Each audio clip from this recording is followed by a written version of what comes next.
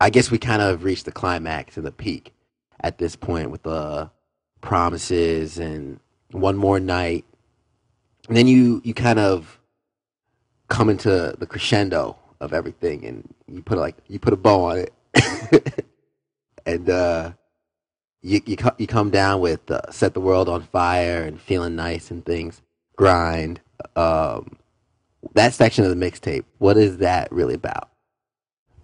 Set the World on Fire is actually was inspired by that song from that Chevy commercial, which has a totally different feel to it. What has God, I can't remember. Um, I set the world on fire. We can go higher than this, that.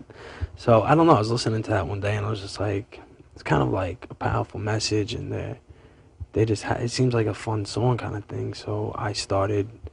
I found a beat and I just kind of went with it. I was just that's really, I mean, a fun song. So it's feeling nice, it's like just a feel good song. Kind of see me like anybody really out like in Cancun kind of thing, listening to it on the beach. Grind was probably the first song I worked on the whole mixtape because of what I was doing. I was trying to explain to people why my absence was so long, and I think I do a pretty good job of explaining why.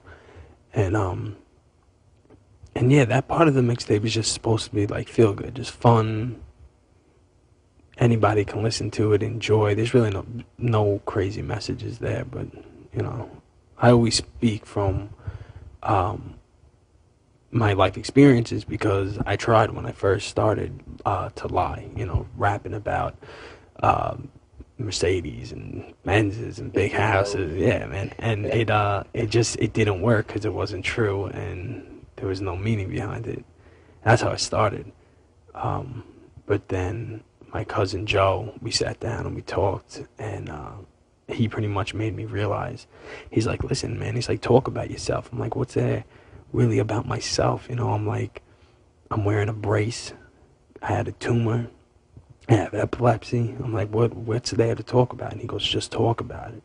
And I did. And going back to the last mixtape, that's where like sit back, relax, focus on a lot, and I bring it up at least once on this mixtape as well. All right. Never gonna forget that line first time I heard it. 9 a.m., 3 p.m., 9 p.m. becomes a trend. Wake up in the morning and I do it again. That's a deep line. Anybody on meds knows what I'm talking about. Um, then you have JJ featured once again with Back in Time. And I know you love time travel and everything, and you kind of surprised me with this song because you said you wouldn't change a thing. Why not? Well, first of all, yeah, I do love Back to the Future. I love anything about time travel. I don't know why, it's a weird thing, but I love it all.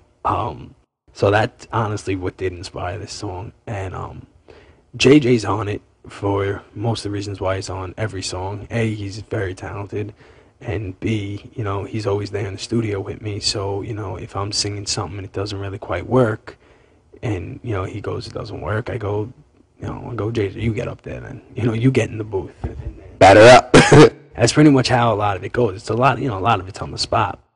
But the reason why I said I wouldn't change a thing is because if, like the first verse, I talk about how somebody wrote something about me when I was younger, and if I can go back in time, at first thought, I'd be like, screw it. Of course, I'd go back there, I'd rip it up, and that would be that. But if that event didn't take place in history, in my life, then I wouldn't be sitting here talking to you. And that's why it fascinates me so much about time travel and history and stuff. It's because for every action there's a reaction. So us sitting here talking, this will lead to something else. Something as minor as me raising my hand in the air. That will affect something down the line. It's not obvious now. It's not evident, but one day it will be, and everything's like that. And Just like the butterfly effect. that's exactly what it is. This next string of songs, you kind of just when we thought we were all feeling nice, we were having a good time, you kind of you take us back. Like I said, you never let us go throughout the whole entire mixtape, and you remind us with track 17, "Reason." Um, I mean, that's a deep song right there. Would you like to talk about that a little more in depth and help us understand what's behind that? Yeah, reason is I found the sample and I fell in love with it immediately. And it's really about Michael Fiore versus FiO, baby. And I'm kind of at a point in my life where I'm at a crossroad, you know. To the left side, there's FiO, baby. I envision literally a road, and I envision a crowd, especially the one from like the Mulcahy show. I envision you on stage with me. I envision recording, the booth, the fans, social media, everything. I just, you know, everything that's had such a huge impact on me, and obviously the mixtapes. Then to the right, there's Michael Fiore, and I've gone to school.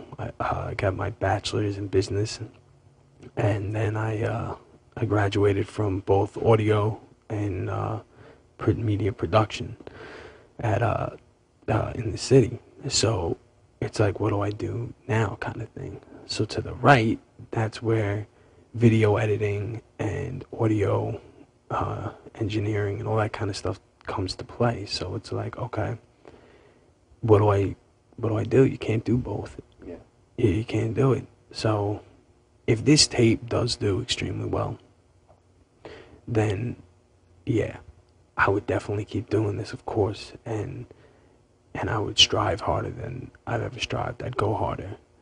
Um, I hate even talking about it, but even if I went the route of the right, I kind of feel like I would look back on this and be like, almost talking to my kids, almost like, yeah, I used to do this.